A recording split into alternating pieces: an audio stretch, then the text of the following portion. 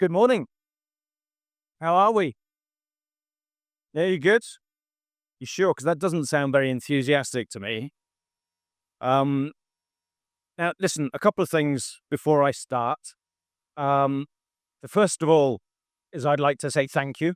I'd like to say thank you to Cambridge for inviting me here, to the Cambridge team who always put in so much work at organising this event, which I think is wonderful. And also thank you to you, the teachers, for coming along, giving up your free time to come in to listen to us. This is an absolute privilege for us. So first of all, a round of applause for you, the teachers. Thank you very much.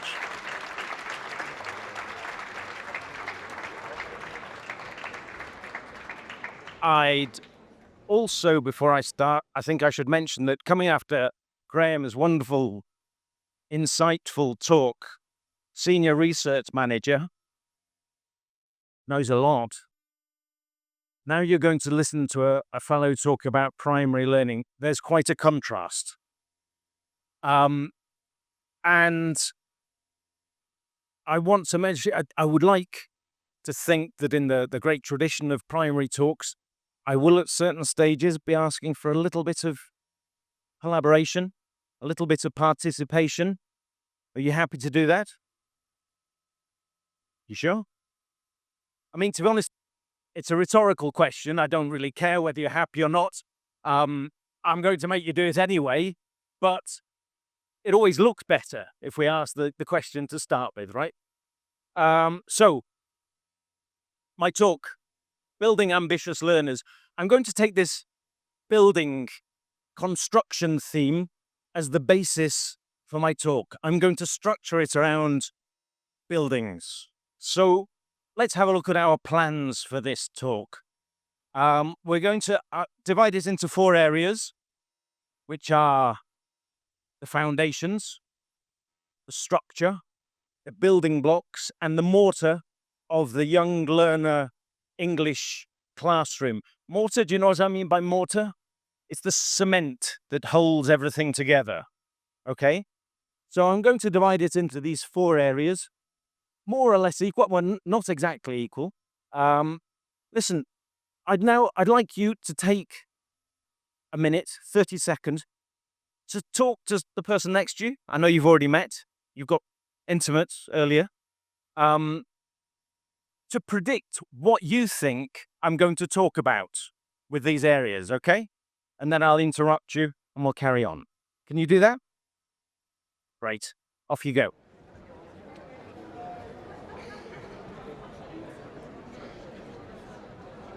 That probably wasn't enough time. I'm always aware at these kinds of events, when you ask teachers to talk about something, they could probably carry on for the full 45 minutes. You don't, which what was mentioned earlier about community, this sense of community. It is. I know it's a great opportunity to talk to people about your profession, about what we do. So I'm sorry to interrupt, but I'm not going to finish on time if I don't. So let's begin then with. Oh, so first of all, we'll finish by admiring our construction together. Yes, that's how the conclusions. Um, so foundations. I don't know what you came up with as foundations, but I'm talking about what underpins, what is beneath the surface of successful teaching and learning.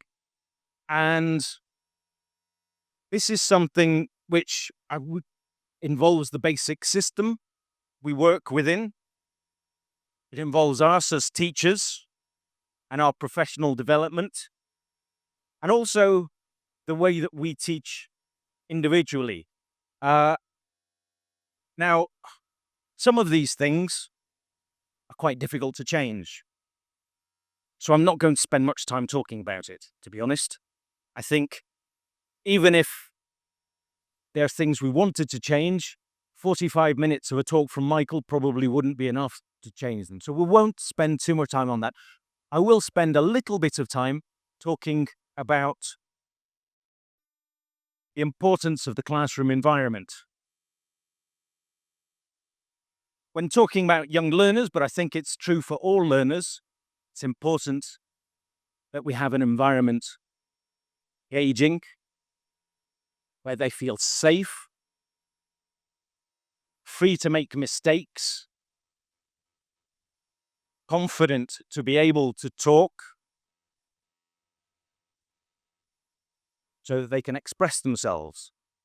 Part of that is creating bonds with the other people in the class, with the other with the other students, creating bonds with connections with the teacher, with the materials they use, because this will help bring down the anxiety, makes them feel more relaxed, almost part of a community. That's why, personally, as a teacher, I like to have a couple of personal items in the classroom which relate to me, so they know a bit more about me. They connect. And we're looking for this feeling of relaxed alertness, so that they're relaxed, but they're switched on, okay? That's all I'm going to say about the foundations. The second area is the structure. I've gone really simple here, thinking about the structure. I don't know if this would coincide with anything which you mentioned, but I'm going to talk about grammar and language structures. Did anybody think about this, have this or not, for the structures? Yeah, I can see a couple of nodding heads. So it's not something I talk about very much in my talks, grammar, but I think it's worth recognizing that it's something we all teach, more or less, especially in the young learner classroom, and it is central to language. It's important. But the way we teach grammar in the young learner classroom can depend on the expectations of us as teachers, of our students. It's also something that parents worry about, because parents often, I don't know if you've had this, but I've had it from a few parents who come into class, come into school, say, listen, I'm a bit worried because my Carlos doesn't know the verb to be. You had that? So, no, he does. What do you mean he doesn't know the verb to be? So, no, I ask him. I say, I am, he, and he doesn't know. They don't know. Parents think that we should learn grammar structures like a bus timetable. I'm generalizing, obviously not all parents. And that's not the way it works. With young learners, clearly, they learn through using the language. They need exposure to the language. And for this, the most important things are the context. So here, we want to give them characters that they can relate to, stories they want to get involved with. But they also need a certain amount of repetition, because the more they see it, the more they use it, the easier it's going to be for them to acquire it.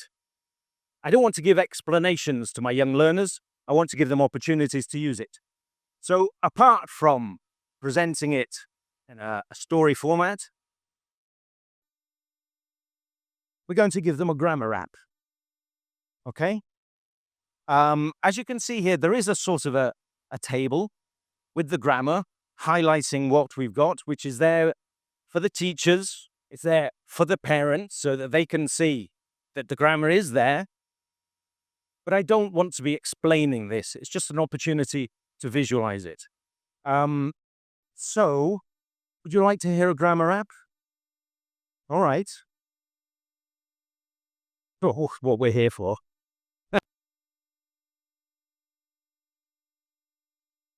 Gracie's Grammar Rap.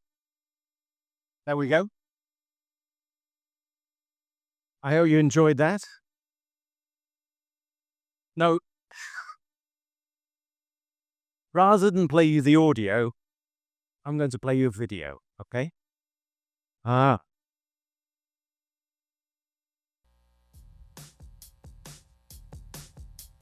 What's in the park? What's in the park?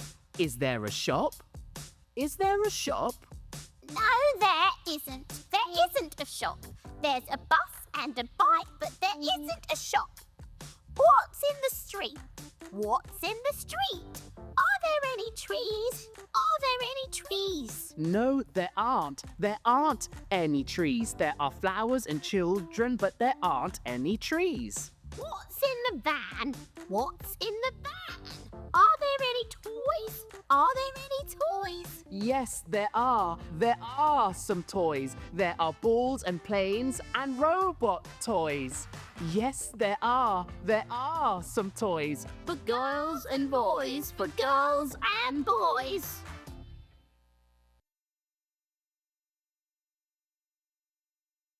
There's a bus. There isn't a shop. There are some toys. There aren't any trees. Are there any trees? Yes, there are. No, there aren't. There you go. With regards to teaching this with young kids, something I would add is very simple, but I think it's important. So we've got music, got the sound. I like that. I enjoy repeating it. We've got the visuals, but to help them absorb some of the grammar without knowing that it's the grammar, I would use hand gestures at the same time. Now, hand gestures are going to be quite difficult with a clicker and a microphone, but we've got the question of questions, negatives, singular, and plural, right? So I would, as they're listening or as they're singing, use the question at the same time as a singular or a plural, a negative. So one hand expresses the question or the negative, one hand expresses the singular or the plural as they go through it. And if they get these concepts from the beginning, it then becomes easier if we're trying to correct them, to prompt them. Just very simple, but it helps with what you're doing. Of course, they need an opportunity to communicate. Something Graham spoke about was the importance of communication. So this is a very simple game that we play with them. It's not interactive communication, but it is an opportunity for production, whereby it's a flashcard game. So I have my children lining up using the flashcards from this unit, there's one before, which would be transport and the places they've seen. Each has a flashcard in a line. First one shows the flashcards, and the flashcards is a motorbike. He says, there's a motorbike. Second student shows their flashcard, and she says what he said and what she got. There's a motorbike, and there are two cars. And so they continue down the line. Depending on how confident, how good your children are, you can get them to continue showing those flashcards, or when they've said the word, they keep them to themselves. That way that you're testing their memory a bit more, pushing them, a bit more demanding. If there are children or there's a child who makes a mistake, help them, you can put them to the front of the line. So they start and they only have to say one. It's just a simple game which helps them to continue using the language. Clearly, as they get older, they do have an opportunity to think about the language rather than just use it.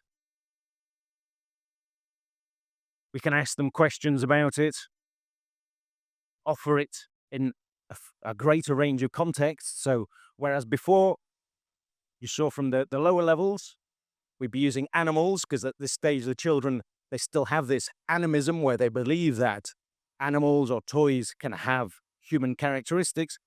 Clearly, a 9-10-year-old doesn't have that. So we offer an interesting kind of context. Here we're looking at circus characters in a family.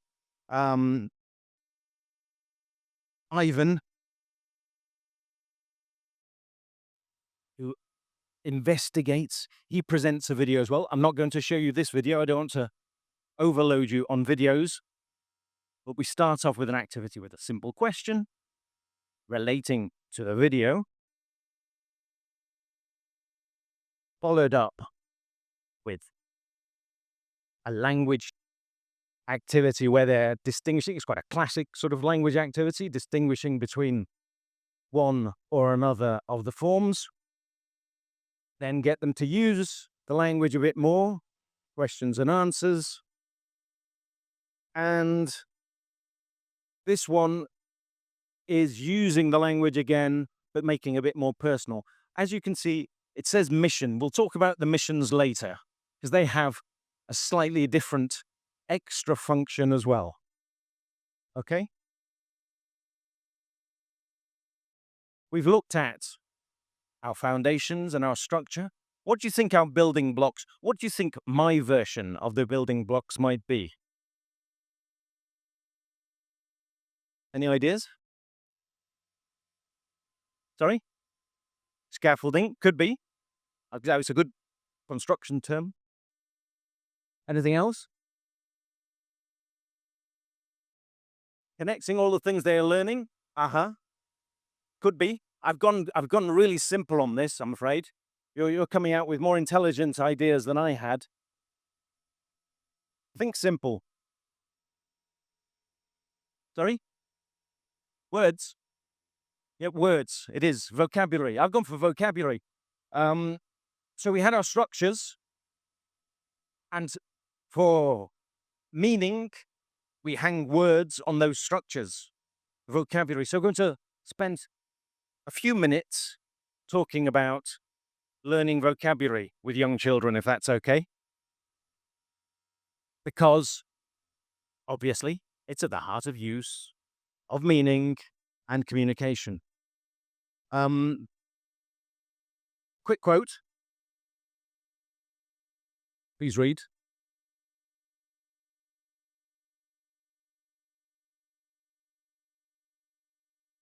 I think in all honesty, this probably summarizes what you all know and think anyway.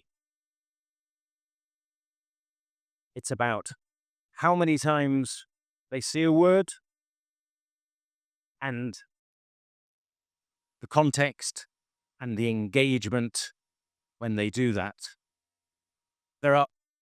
When you're learning words, there are the questions about the different forms of the words and how they fit into the sentences as well.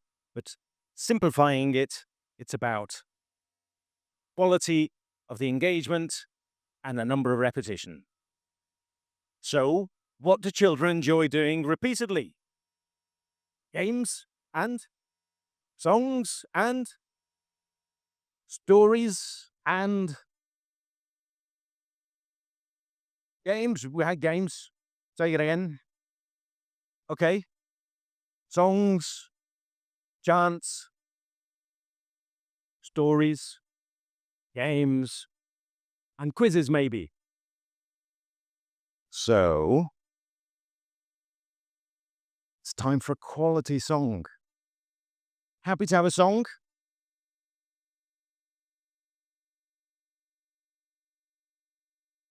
I've come thousands of miles to be here. Yeah, I think we can do a little bit better than that, boys and girls. Are you happy to have a song? There we go. Thank you. Songs, music work on so many different levels. Children want to sing them again and again. Repeated exposure. We've got the vocabulary, but we've also got our structures as well. They enjoy them. They're engaged. It's motivating. It includes elements of pronunciation, which are very difficult to bring into the classroom in other contexts. So, question of memory and a little bit of movement. So, this is the song we're going to do.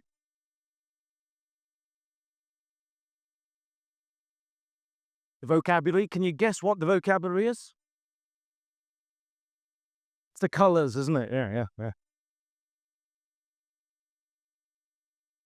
I'm Rocky Doodle Doo, and here's our song for today. That was good. As always at these events, I'm going to play the song twice. The first time, I don't want you to sing, okay? I want you to learn the words. And then the second time, we sing. To help you learn the words, I'm going to ask you to do some actions. Is that okay? Wonderful. So please stand up. If you don't mind, I'm going to take my jacket off for this.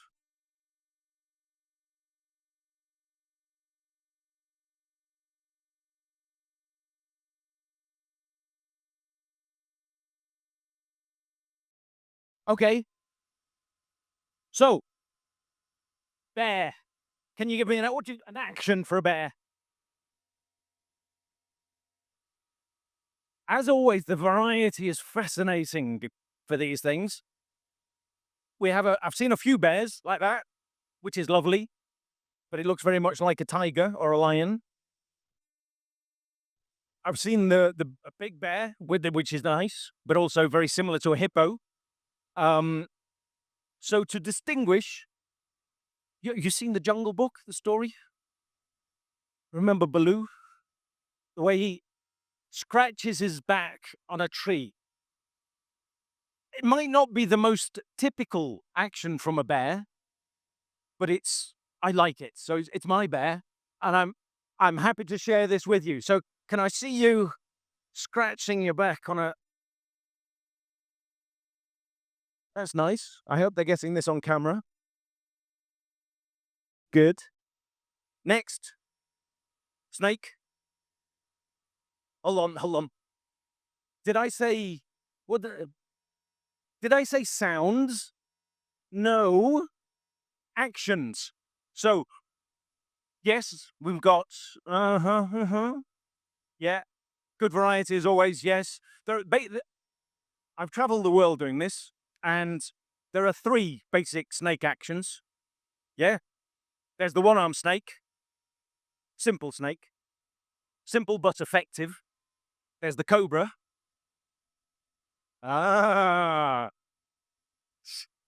So when at the end of the day, what did you take away from this conference? It was, and then of course, there's the full body snake. The sexy snake. You can choose your own. Crocodile. Thank you very much. Yes, we've all got that. Monkey. Yeah, all more or less the same there. I did this in China, and they're very good at monkeys, but it's completely different because they have a TV series with these, and monkey is something like that, which confused me enormously. Tiger? No, that's a bear. Yes, tiger. Same as lion, but that doesn't matter for today. Elephant?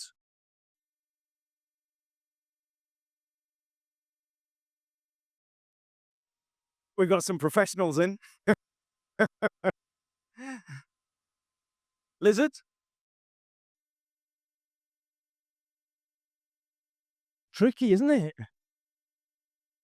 I'm going for the...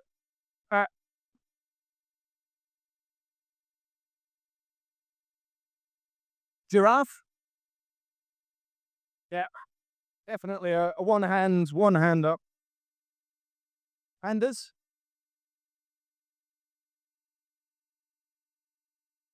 Eating bamboo, exactly. There you go. I would go for... I quite like the glasses as well, but I'm going to go for eating bamboo. Is that 2 hand? Yeah. Hippo? Marching? Or that one,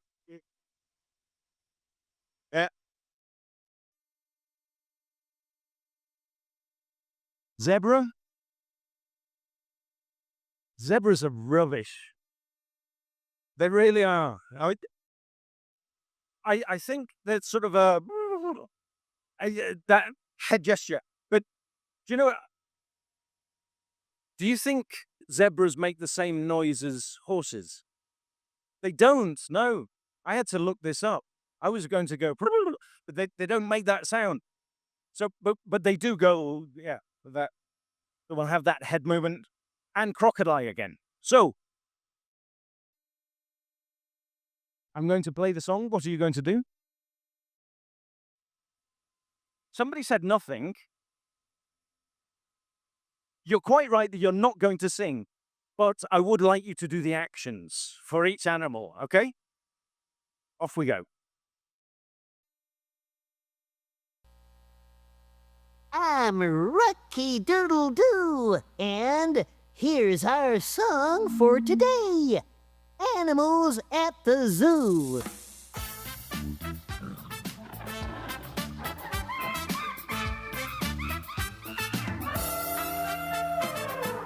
We're all at the zoo. Look at the animals. We're all at the zoo. Look at the animals. Bear, there's a bear. Snake, there's a long snake. There's a green crocodile. Monkey, there's a monkey. Tiger, there's a tiger. There's a gray elephant. We're all at the zoo. Look at the animals. We're all at the zoo. Look at the animals. Lizard, there's a lizard. Giraffe, there's a giraffe. There are two pandas. Hippo, there's a hippo. Zebra, there's a zebra. There's a green crocodile. We're all at the zoo. Look at the animals. We're all at the zoo. Look at the animals. We're all at the zoo. Look at the animals. We're all at the zoo. Look at the animals. Look at the animals.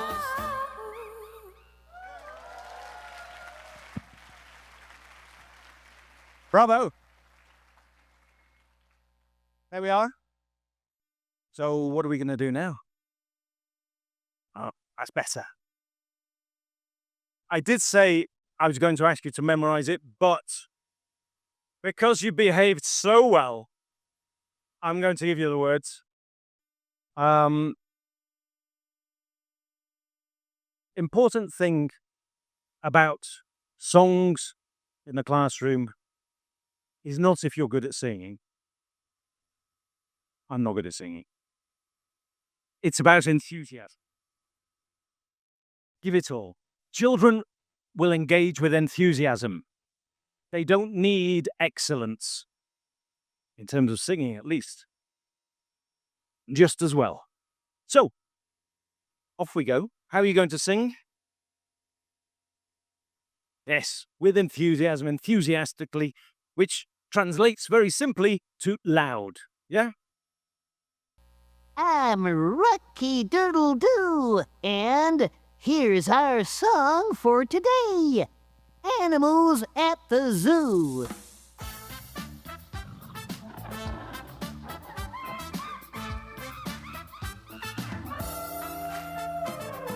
We're all at the zoo. Look at the animals. We're all at the zoo. Look at the animals. Bear, there's a bear. Snake, there's a long snake. There's a green crocodile. Monkey, there's a monkey. Tiger, there's a tiger. There's a gray elephant. We're all at the zoo. Look at the animals.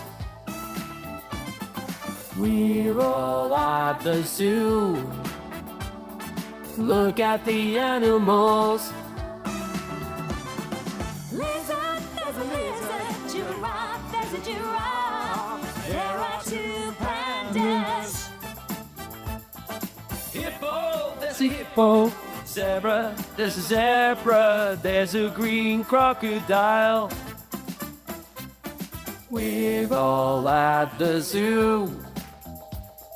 Look at the animals.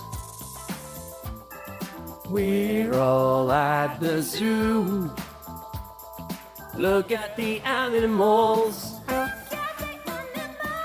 We're all at the zoo. Look at the animals.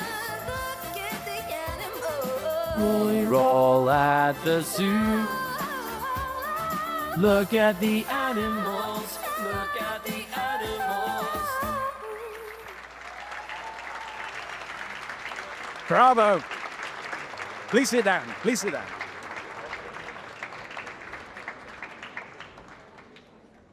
Did you enjoy that? What's important, though, is that the children will enjoy it. They will remember those words with their actions. And then hopefully, when they go home after class, they will be singing them forever, exactly.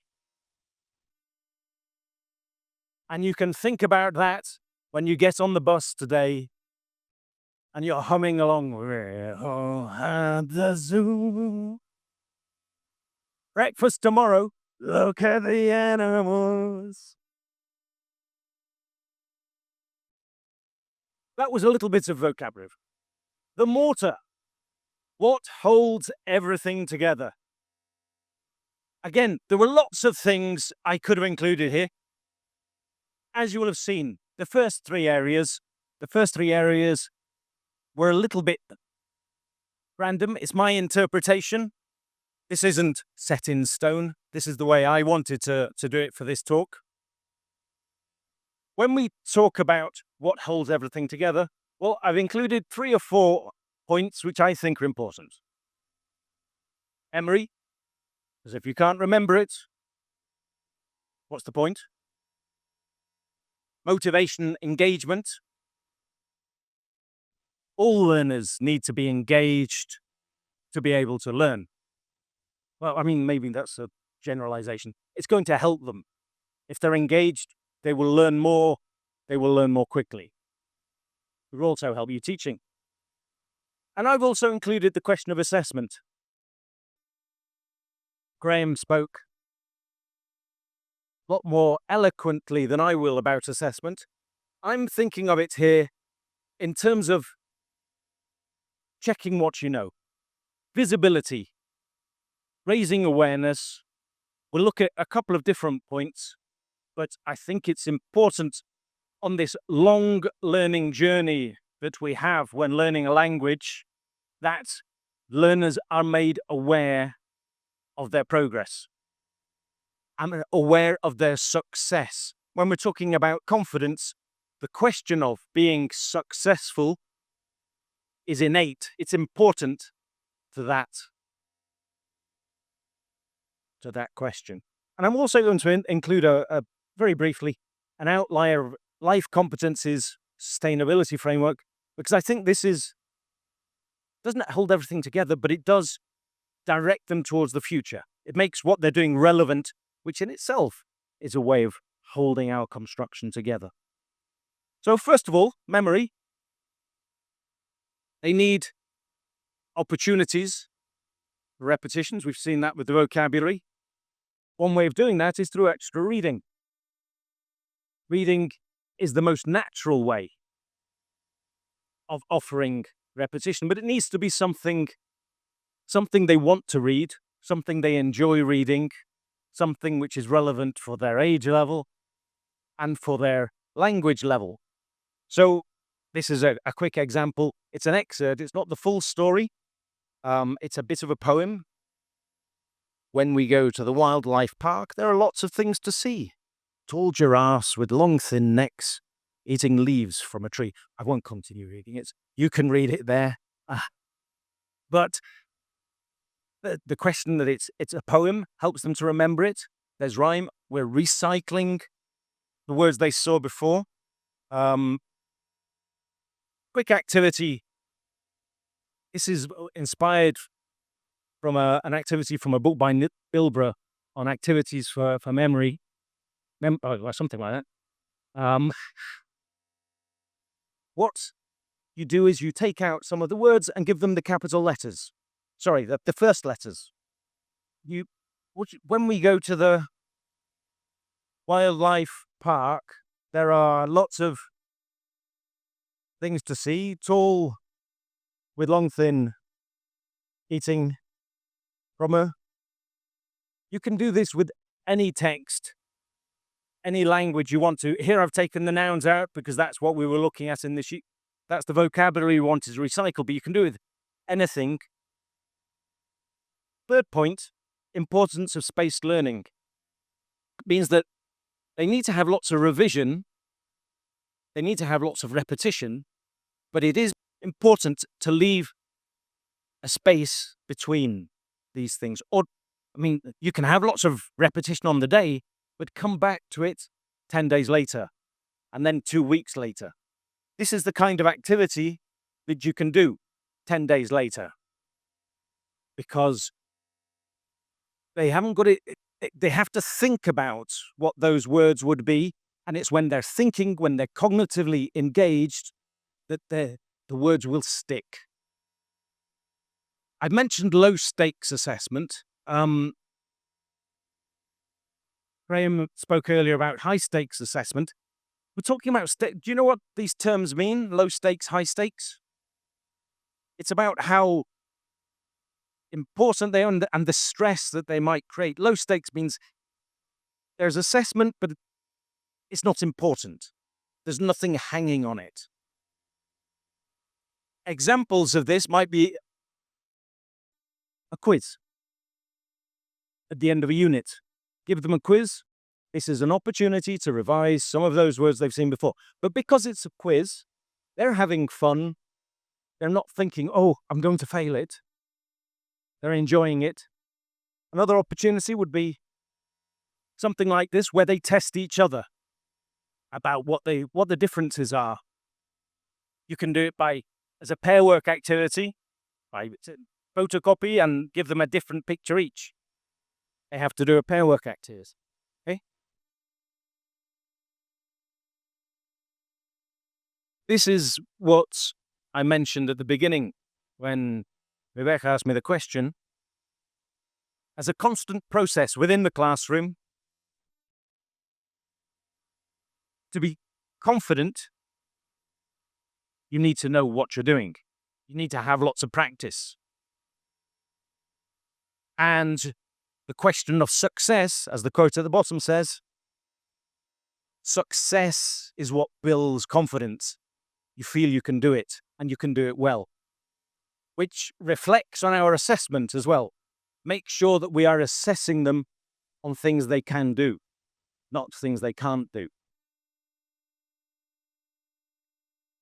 And take away the anxiety, which has a lot to do with our classroom environment.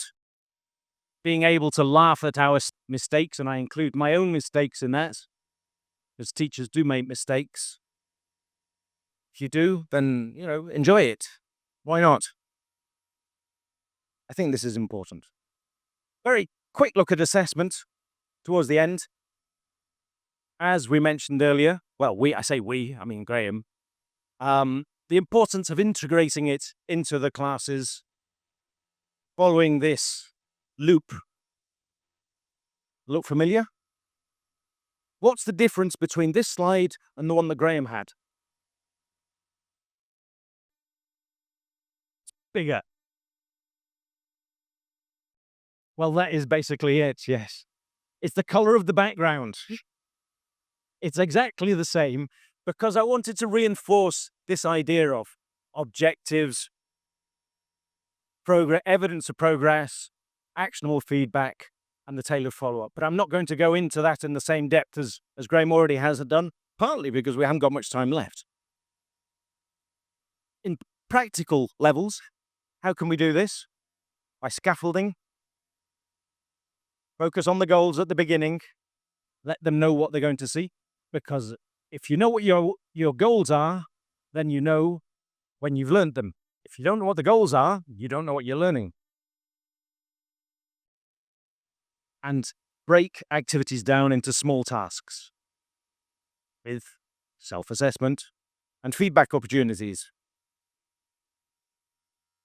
In the mission diary, they have an opportunity to assess themselves on paper, but we can also do this in other ways. I'm taking here, you've seen missions on some of my slides. This is how the mission works in 4 stages. The wildlife tour, we had a memory game. You saw the memory game earlier with the flashcards. They then choose an animal. This is a drawing activity. And then, so they draw some pictures in their groups and then ask questions and decide which ones they prefer. So there's some drawing and some speaking. They then make a map and talk about habitats. Habitat was new language which we brought in. So again, it's more speaking and taking decisions. New language was let's. And then the final product would be the wildlife talk, broken down into small, tangible stages. Give them a model, a listening activity, and then they present it to the class. There's feedback on each of these stages. Feedback from the teacher, but feedback from themselves as well, self-assessment. And this is the extra stage where we give them notes in the teacher's book about assessing themselves. How did you do? Did you like it? We're talking about very young children, so it's limited as to what you can do. These are the first stages towards ILA. That is an idea of how it works together.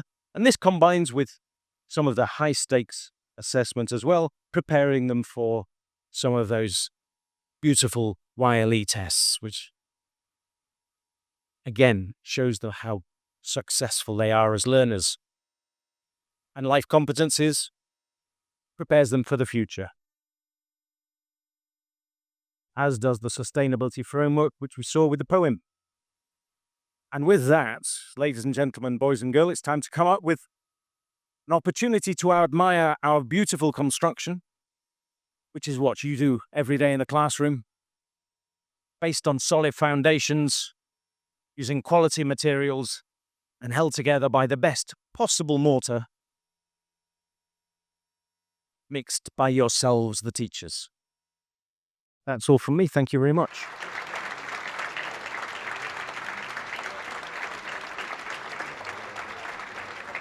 Thank you. That was great. Thank you. Thank you. We all got our workout done already today. So nobody needs to hit the gym after Cambridge Day. Thank you. I love it. Sure. Thank you. Yeah. Thank you. I had fun. That was fun. Did you enjoy it? Yeah, it was great, right? All right. So we do have some time for questions. Great. And we're going to take from our viewers online. Woo. Yeah. So I'll kick off with Telzi. Elsie, okay. Yeah, she's from São José do Rio Preto, which is here in the state of São Paulo. And she says, which of the building blocks do you think is most often overlooked? And how can teachers make sure it's being addressed in class? Yeah. It's not me. It's not me. You've got any easier questions than that. I think of the 4, it would probably be the 4th one, because we all teach grammar and vocabulary, but the questions of repeated, the memory, the motivation, the assessment, I think those are possibly done in a slightly lower levels and not quite so consistently.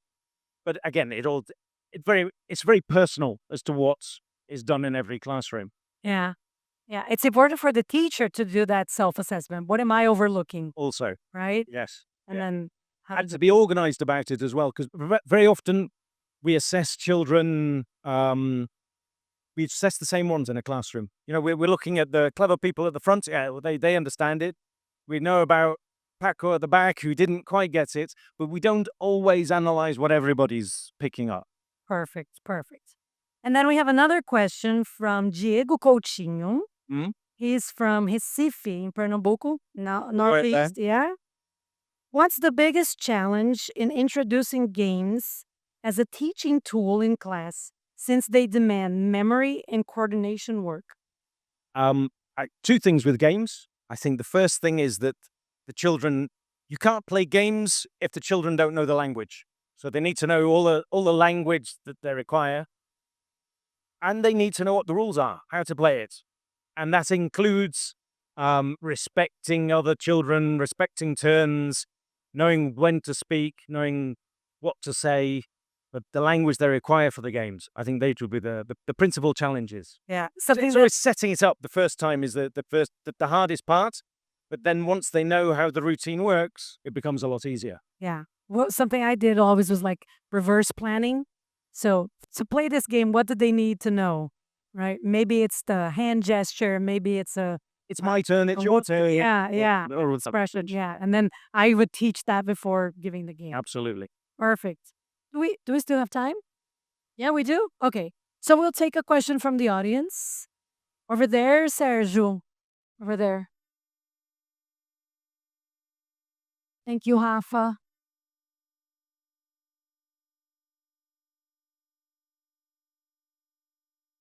Hi, good morning, everyone. My name is Thiago. I'm a teacher, English teacher as well. And I'd like to ask, how can we motivate our students to keep continuously speaking English outside our classes, outside the school? How can we motivate, or can we help them? Good question. I think there are a number of things. The one is that if they enjoy doing things outside the classroom, they'll take them away with them. I think with young learners, it's really useful to bring in activity types that they would do outside the classroom. Things like games, things like puzzles, crosswords, etc. And if you bring those things from outside the classroom into the classroom, then they will take them outside themselves. And the other point, I think, is to make them aware or allow them to be aware of the importance of language. Show how English is used outside the classroom, be it on the internet, on YouTube, on internet, so that they realize that this isn't just another boring school subject. This is something that's real, that's going to be useful, that they can have fun with, and that it's happening all around them, and you communicate with it, that it is, let them see exactly what a language is and how that's fun. And just to complete my question as well, I teach mostly adults nowadays. Okay. So because they have like a busy schedule, they work, they have their companies, and how can we motivate this group? Not my field of expertise, yeah, sorry, right? Adults, motivating adults, I think it depends on, it's difficult to give general answers because very often adults they come with their own baggage. They have their own reasons. If they're not motivated, there will be reasons why. So you need to find out what that is and react to that accordingly, I would say. If you want, we can have a chat about it during the break, even though it's not what I do best, but by all means, I'll be happy to. So like how they can incorporate it in their busy schedule.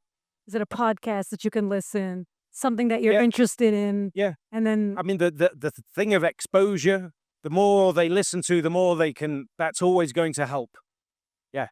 But I know some who sort of say, I don't really like English, but I need to learn it. They're the difficult ones.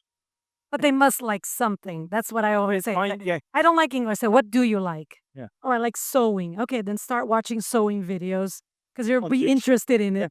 And then, Cooking or yeah, or cooking or whatever it is. And then That's- quite right. Thank you very much. Pleasure. Thank you. Yes, thank you, Michael.